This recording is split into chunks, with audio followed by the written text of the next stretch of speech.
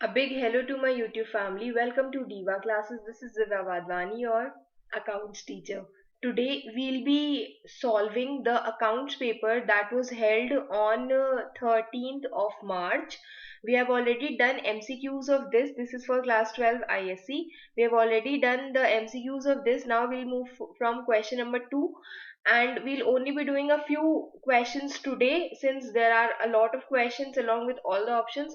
So the first part is three people are there, three partners are there. उनका profit sharing ratio is this much, 3:2:1, in which PR died.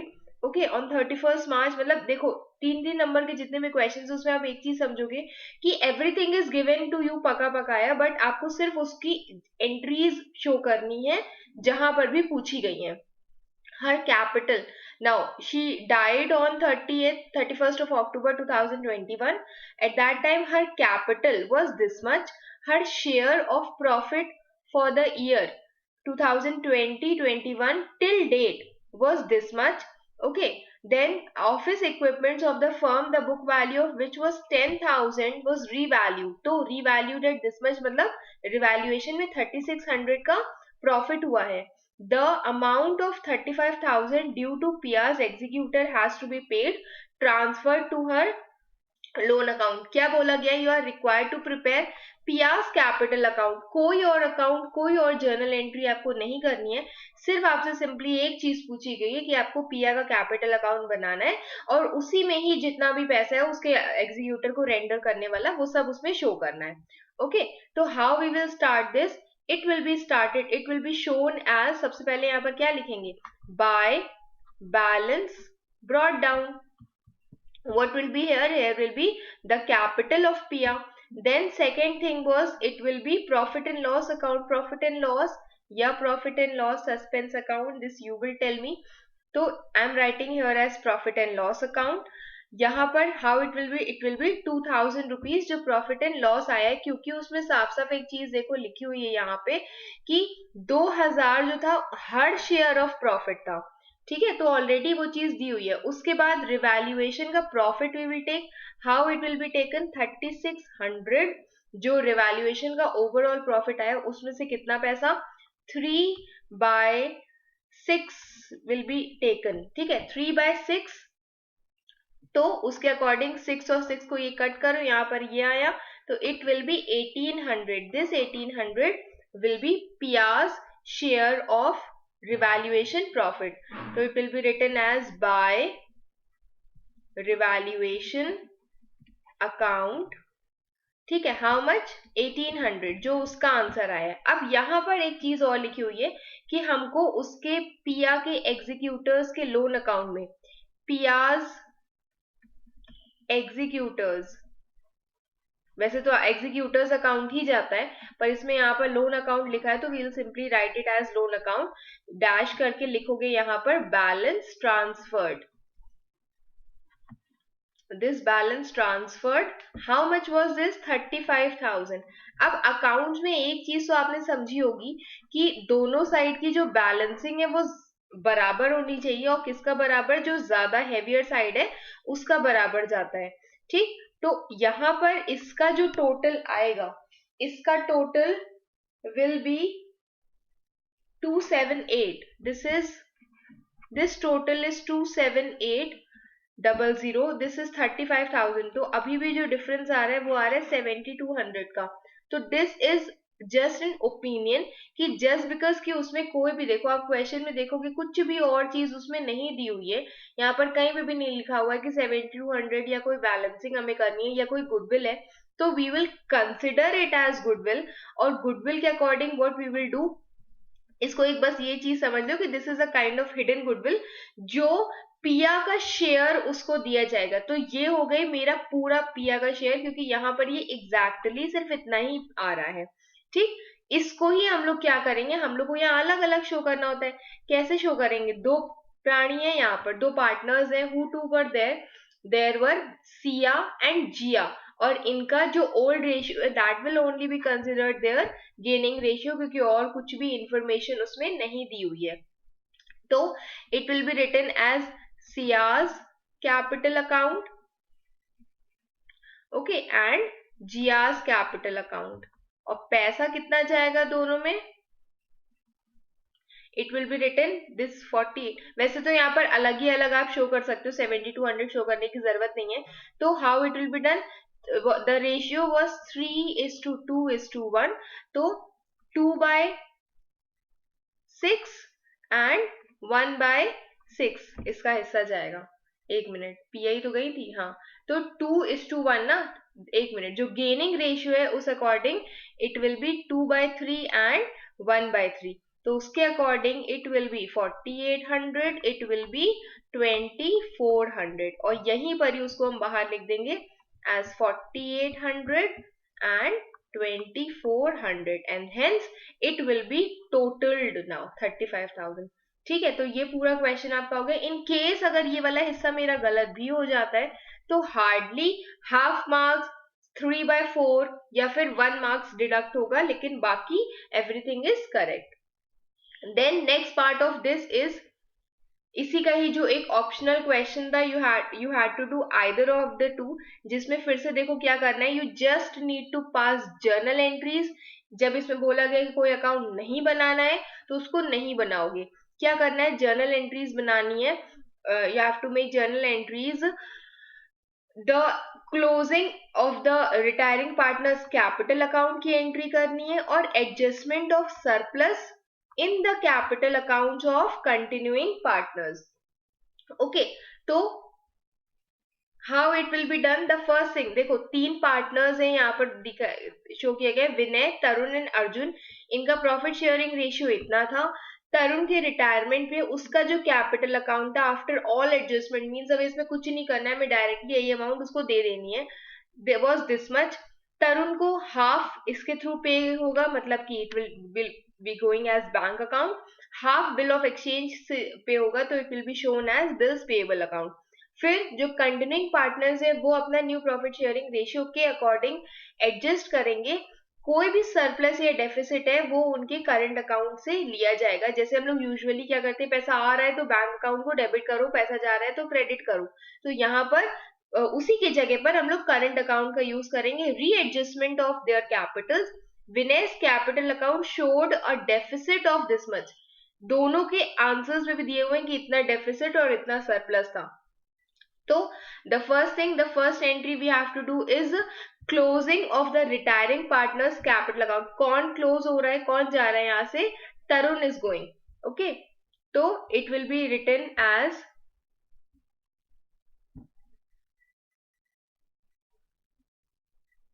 Okay, तो it will be written as journal entry में the first thing is, एक minute, कुछ अलग ही format बना दिया मैंने इसका,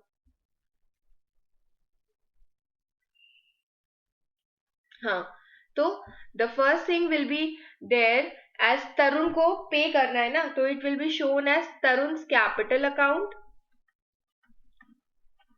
तरुण्स कैपिटल अकाउंट डेबिट, पूरा पैसा इसमें लिखोगे, 1,14,000 था, पूरा has to be written debit to.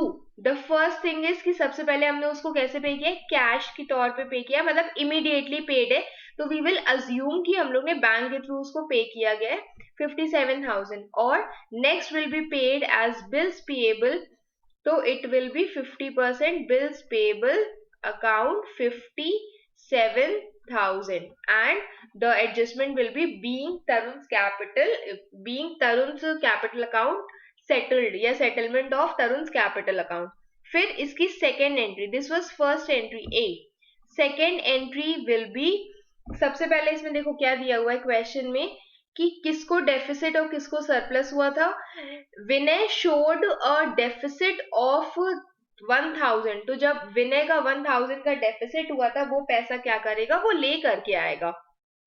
ठीक है, तो यहाँ पर यूजुअल एंट्री मेरी क्या होती, बैंक अकाउंट डेबिट, पैसा लेकर आ रहा है ना, to Vinesh capital account,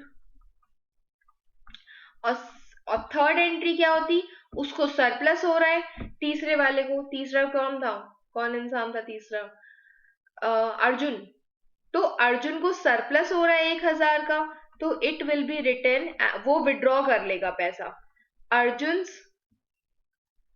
capital account debit to bank account. Okay, but यहां पर एक चीज दी हुई है कि उनके करंट अकाउंट से हम एडजस्ट करेंगे। सिंपली इसको कट करके यहाँ पर करंट अकाउंट मेंशन कर दो और सिंपली इसको कट करके यहाँ पर करंट अकाउंट मेंशन कर दो।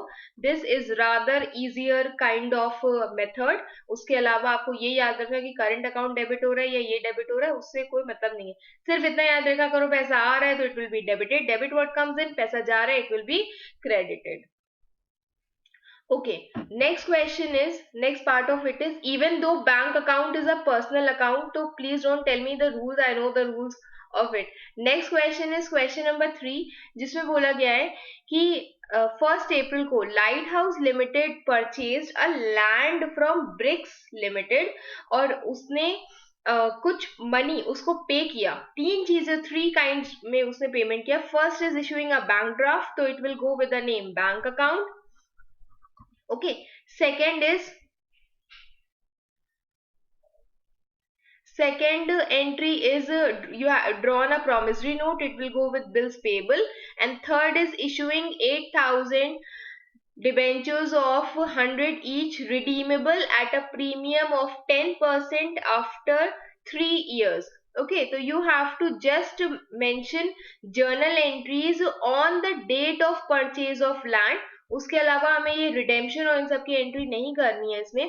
तो how it will be done, this is question number 4B। कहां से आ गया, थर्ड वाला कहां गया मेरा question, this is question number 3 ना। तो first what we will do, we have purchased some land. Okay, land account, क्योंकि लैंड परचेज कर रहे हो, डेबिट टू, किससे परचेज कर रहे हो land, from whom you are purchasing it, from Bricks limited. तो उस पर्सन का नाम जिसको हमें पेमेंट करना है, हम उस पर्सन का नाम यहां पर मेंशन कर देंगे।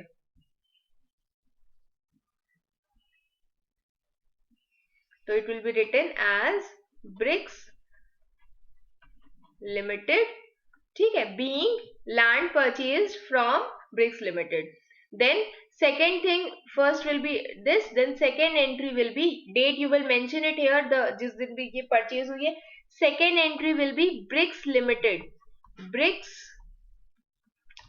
limited। अब इसको, अभी इसके अमाउंट अभी अननोन है, ठीक है, इट इज नॉट गिवन। तो ब्रिक्स लिमिटेड डेबिट, इसको हमें पे करना है, अब he is a receiver of the money, इसको हमें पे करना है। तो what money, what things has to be paid, first चीज बोली गई थी इसमें कि issuing a bank draft mean, सबसे पहले एक बैंक ड्राफ्ट इशू किया गया है ऑफ रुपीज 2 लाख। तो 2 लाख का, 20 लाख का, तो ये 1 2 3 4 5 6 1 2 3 2, ठीक है, ये हो गया। उसके बाद दूसरी चीज इसमें थी that discount has to be, second thing is you have to drawn a promissory note, तो promissory note will be shown as bills payable, this will be written as bills payable account। और third will be bills payable में, देखो कितना पैसा है bills payable में, there is 10 lakh rupees. और third will be 1 2 3, third will be 10 lakh, ठीक है, 30 लाख तो ये हो गए मेरे। इसके बाद third is debentures have been issued, and how much debentures have been issued, 10% debentures of rupees 8,000, 10% debentures of rupees 100 each. तो यहाँ पर 10% डिबेंचर्स, ये हो गया 10% डिबेंचर्स, ओके, ऑफ 1 2 3 1 2, 8 लाख ही हो गए। तो this will be total 38 lakh here. अब एक और चीज उसमें दी हुई है 1 2 3 1 2 3, तो यहाँ पर एक और चीज दी हुई है, it will be payable at a premium. तो यहाँ पर you will write premium on redemption of debentures, कितना, it has been paid at 10 lakh ना, 10%, तो इट विल बी 80,000 हेयर। यहाँ पर ही एक और एंट्री कर दोगे, loss on issue of debentures, issue of debentures, तो ये टोटल हो जाएगा मेरा 80,000, जो एक्स्ट्रा पैसा आ रहा था वो यहाँ लिख दोगे, और 38 lakh will be the amount that will be paid to you, paid to Bricks limited. ठीक, ये वाला क्वेश्चन हो गया। After that, we will move towards the next question. The next question says, again you have to do journal entries, matlab they are very difficult. Jerome limited एक unlisted manufacturing company है जिसके इतने 20,000 debentures थे of ₹100 that were to be redeemed at par. On this date, company had the required amount of 2 lakh DRR, उसके पास already इतना बना हुआ था, ठीक है. डिबेंचर रिडेम्पशन इन्वेस्टमेंट परचेज की गई 30 अप्रैल को एंड विच रियलाइज्ड सिर्फ इतना पैसा, मतलब कोई 100 रुपए हमने दिए और हमको 98 वापस मिले on the date of redemption. Debentures were redeemed. You just have to make, you are required to pass journal entries in the books of the company for the year this much. तो सबसे पहले देखो कुछ journal entries तो इसमें से simple simple सी थी. अब क्या इसे बोला गया है, 1 2 3 20,000 ये हो गए और 2 और 100, तो दिस विल बी 1 2 3, तो दिस विल बी 20 लाख के मेरे डिबेंचर से आपको जर्नल एंट्री करनी है फॉर द ईयर 21-22 को, ठीक है. 21-22 को, तो there is nothing written here of issue. जब उसमें इशू की कोई एंट्री नहीं दी हुई है, इसमें सिर्फ लिखा हुआ है कि हम उसको रिडीम इस साल करेंगे, ठीक. तो we will start this from, even though first इसकी अगर एक नॉर्मल से अगर किसी ने कर भी दिया हो then also it's okay. First will be bank account debit. उस देखो इशू की एंट्री अगर नहीं दी हुई तो वैसे ये नहीं होती है, हम सिर्फ इसमें लिख दे रहे हैं that this will be bank account debit to 6% debentures account, okay, जिसमें you will take these 20 lakh 1 2, और एक और जगह पर you will also take 20 lakh. यहाँ पर you will make another part of this, ठीक. तो this will be written as 20 lakh and 20 lakh here. उसके बाद इसकी second entry, then you will write it as being 6% debentures issued. Second will be this ये जितनी भी एप्लीकेशन एंड अलॉटमेंट का money है, it will be transfer debentures application and allotment. Even though it is not required, हम फिर भी इसको अभी के लिए कर दे रहे हैं. Application and allotment money it will be transfer to 6% debentures account, ठीक है. तो कितना, यही same money this will be transfer to debentures account 1 2 3 4 5 6, okay. Then अब इसमें लिखा हुआ है यू हैव टू मेक, अब इसमें एक सरप्लस वाली एंट्री है. क्या कहा गया है इसमें कि कंपनी के पास इतना रिक्वायर्ड अमाउंट ऑफ बैलेंस था डीआरआर में, तो if it was transferred is a different thing. अगर उसके पास पहले से ही है then the entry of this will not be done here. वैसे अगर एंट्री होती तो it would be surplus in statement of PNL account debit to DRR account, ठीक है. देन नेक्स्ट इज कंपनी ने इन्वेस्टमेंट किया जिसके कारण, अब देखो कंपनी ने कितना इन्वेस्टमेंट किया होगा, 20 लाख का. दिस 1 2 3 4 5, ये कौन सी कंपनी है, अनलिस्टेड कंपनी है, तो दिस विल बी 20 लाख का 15% has to be done DRI, ठीक है. तो it will be written as 3 lakh. Now we will move towards the main entry जहां से आपका क्वेश्चन स्टार्ट हो रहा है. Actually it will be written first thing कि ये 30 अप्रैल 30 अप्रैल को की गई है, 38 अप्रैल 2021 को, ठीक है. तो उसका फर्स्ट वाली एंट्री क्या होगी, the first will B DRI account. पहले आप क्या कर रहे हो, आप इस अमाउंट को कहीं पर ट्रांसफर कर रहे हो, being DRI, you will write it as being purchase of investment, ठीक है. DRI account debit to bank account. This bank account will be as 3 lakh, जो उसका 15% होगा, 1 2 3, ओके. आफ्टर दैट ये हो गई मेरी 30 अप्रैल को, जब हमें पे करना है 2022 में, तो हम उससे एक साल पहले 30 अप्रैल को इसकी एंट्री करते हैं. उसके बाद the next entry will be when you will receive this money. तो उसमें क्या कहा गया था कि आप सिर्फ 98% रिसीव कर रहे हो, किसका, 3 लाख का 98%. कैलकुलेट करो 3 लाख का 98%, it will be when you will receive it. सबसे पहले यहाँ पर लिखोगे एज बैंक अकाउंट डेबिट, ठीक है. दूसरा लिखोगे loss on of investments, sale of investments, debit to PNL, wait, to DRI account. PNL कहाँ पहुंचे जा रहे हैं, to DRI account. तो here whole 3 lakh will be mentioned. Bank account में जितना हमें मिला है 2,40,000 और बाकी एक मिनट 2,94,000 और बाकी 6,000 will be written as loss. Okay उसके बाद यू विल पे द मनी. तो जब आप उनको पे कर रहे हो उनका पैसा, तो this will be debentures account. कितना परसेंट था, 6% debentures. 6% debentures account debit to debenture holders. Debenture holders account. कितना पैसा, जितना हमको उनको पे करना है, पूरे 20 लाख. 1 2 3 4 5 6. ओके और उसके बाद next will be you will pay it. तो it will be debenture holders account debit to bank account. Payment हमने उसको कर दिया, तो it will be written here. The same amount will be written here 20 lakh and 20 lakh. और उसके बाद will be the transfer of reserve to this much. ठीक है, तो it will be written as DRR account debit. ये बैंक अकाउंट क्यों लिखा है मैंने, this will be DRR account debit to general reserve. जब हम सारा पैसा रिडीम कर देते हैं तो उसके बाद we will transfer this to general reserve. जितनी भी आपकी एंट्री थी 2 लाख रुपए था, 2 लाख का बैलेंस था, वो पूरे 2 लाख रुपए आप यहाँ पर एडजस्ट सेंड कर दोगे. Okay, this was your this one question. Next we will move towards, this is 4th B question. This is 4th A question. Okay, अब we will move towards 4th B question. अब देखो इसमें भी बहुत ज्यादा चीज नहीं पूछी गई है.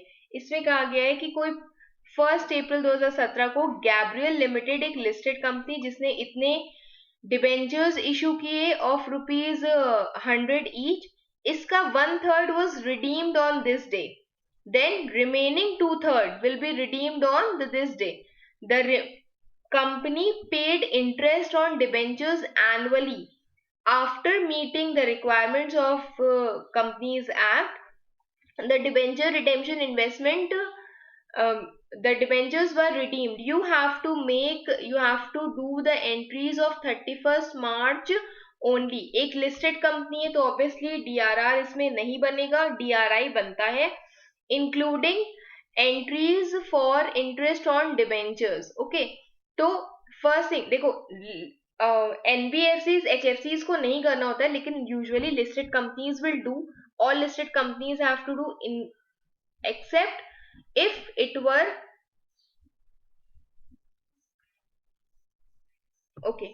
except it were the banking companies or companies given by RBI. तो नॉर्मली तो सबको DRI बनाना ही होता है. DRI I am talking about. Okay, 8% debentures of ₹100 जिसका 1/3. तो यहाँ पर क्या बोला गया है कि आपको सिर्फ जर्नल एंट्री करनी है. when journal entry has to be done when on the day of this. तो सबसे पहली जर्नल एंट्री इसमें क्या होगी कि you will receive this money.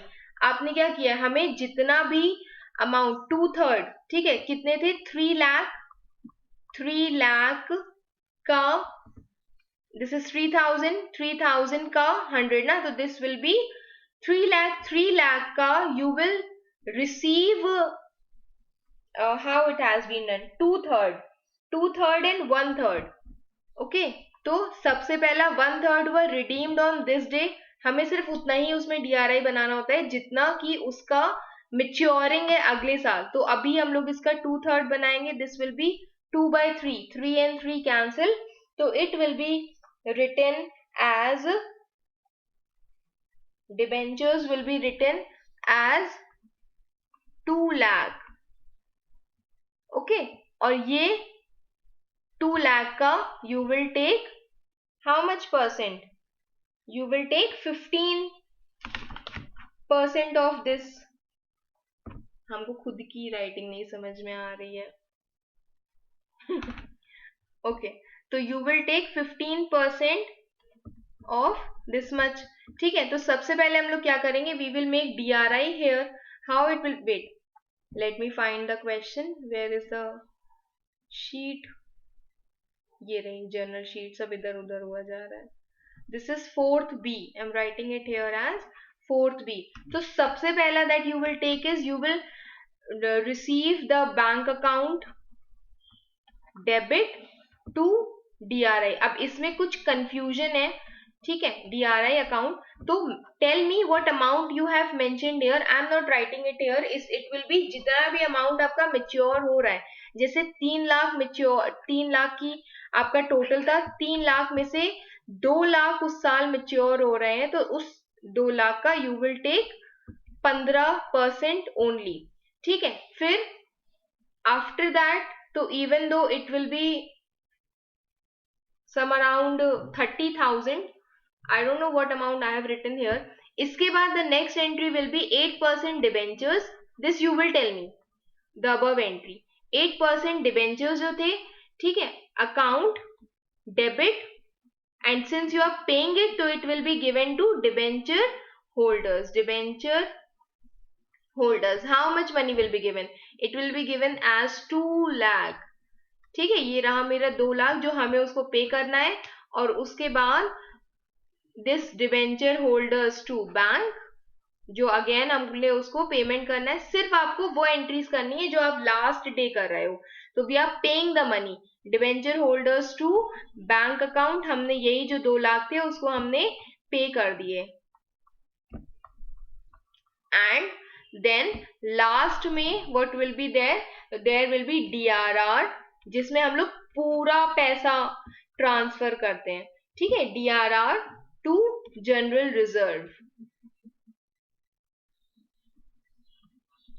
DRR to general reserve, it will be 30,000, the whole of 10%. लेकिन ये शायद लिस्टेड कंपनी है, तो we will not make DRR ना.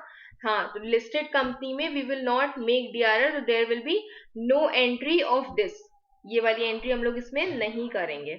Okay, now we will move towards the last question of today. That is the question of this partnership in which you have to calculate the value of विराज, हर्ष, ये 3 partners थे जिनका profit sharing ratio ये था. उसके बाद Akhil dies on this day, और उसके बाद Viraj acquires this much from Akhil share, balance is acquired by Harsh. तो how it will be calculated, बहुत सिंपल सी चीज इसमें दी हुई है कि you just need to calculate. The first thing is gaining ratio, you have to calculate. बाकी जितना भी है it is the part of adjustment only. ठीक है, मींस वो बाकी गुडविल का पार्ट है. तो सबसे पहले इसमें दिया हुआ है गेनिंग रेशियो. विराज का gaining ratio was 4. Akhil has died. Akhil means this 2/9 person has died, और इसी का ही gaining ratio you have to take. वो उन्होंने किस फॉर्म में उन्होंने लिया है, this has been taken as 4/9 by 1 person and 5/9 by the other person. तो ऑब्वियसली जब आप इसको कैलकुलेट करोगे, it will only be, how much it will be, it will only B 4:5 ही आपका गेनिंग रेशियो बन जाएगा. ठीक है, since any new ratio is not given, तो it will be shown as this much only. Okay, next ये हो गया मेरा गेनिंग रेशियो. इसके बाद next part of this is the part of purchased goodwill.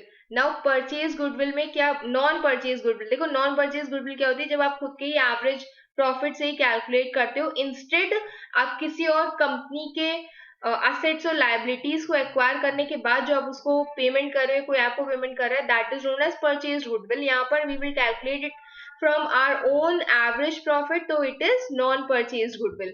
क्या कहा गया है, 2 years purchase of average super profit है, the average net profit was this much. okay, remuneration वाला जो part है, this is simply given to confuse you all, क्योंकि already you have this average net profit, तो उसमें हम इसका कुछ भी नहीं करेंगे. रेम्यूनरेशन का total value of assets and liabilities was this much and this much. तो असेट्स और लाइबिलिटीज को जब आप माइनस करोगे आपका आंसर आएगा कैपिटल एम्प्लॉयड। 2,20,000 में से 8 लाख माइनस कर दोगे तो this will B 1,40,000। This is your capital employed and normal rate of return in the industry is this much. So it will be calculated as